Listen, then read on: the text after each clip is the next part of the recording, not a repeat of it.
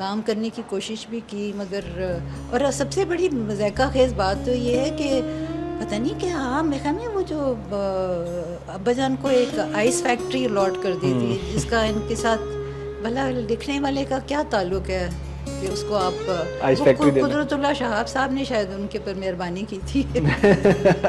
شہاب صاحب کے کارناموں میں سے ایک کارنامہ یہ بھی ہے کہ انہوں نے منٹو کو آئس فیکٹری الاٹ کر. ہاں اور کچھ نہیں, کچھ لکھنے پڑھنے کے ساتھ ان کا تعلق ہوتا تو پھر بھی کوئی بات تھی. شہاب صاحب نے کہا کہ میں بیوروکریسی چلا رہا ہوں تو یہ بھی آئس فیکٹری چلا ہی لے گا. تو اس آئس فیکٹری کا کیا ہوا پھر؟ obviously انہوں نے کہاں چلانی تھی,